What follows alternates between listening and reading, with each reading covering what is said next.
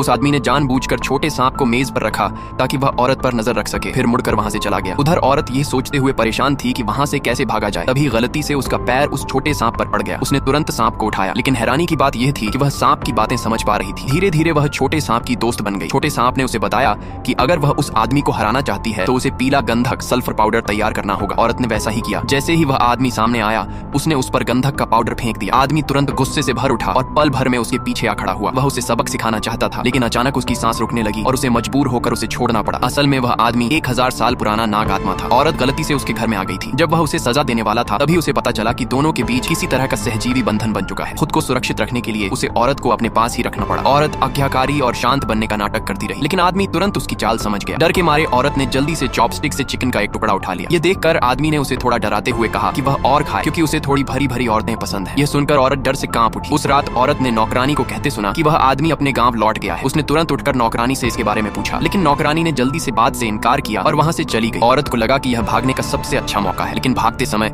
वह कुछ बदमाशों के हाथ लग गई, जो उसे जबरदस्ती अपने साथ ले गए। अजनबी माहौल से डरी हुई औरत ने गलती से एक आदमी को काट लिया। घायल आदमी गुस्से से आग बबूला हो गया और उसे मारने ही वाला था कि तभी वह आदमी वहां आ पहुंचा और उसे बचा लिया। फिर भी औरत भागने की कोशिश करती रही। उसकी इस हरकत से आदमी बेहद नाराज हो गया और उसे वापस घर ले आया। घर पहुंचते ही उसने सजा के तौर पर उसे जोर से काट लिया। घाव से तुरंत काला धुआं उठने लगा। फिर उसने चेतावनी दी कि वह दोबारा कभी भागने की कोशिश न करे। यह कहकर वह जाने लगा। बाहर से वह चाहे जितना कठोर दिख रहा था, लेकिन अंदर ही अंदर उसे इस बात का दुख था कि औरत हमेशा उससे दूर जाना चाहती है। आखिरकार छोटे सांप ने उसे समझाया, तब वह जल्दी से औरत के कमरे में पहुंचा। उसने पूछा कि क्या उसे अपनी गलती का एहसास है। औरत तुरंत उससे लिपट गई और बोली कि उसे ठंड लग रही है और बहुत डर लग रहा है। उसकी बातें सुनकर आखिरकार उस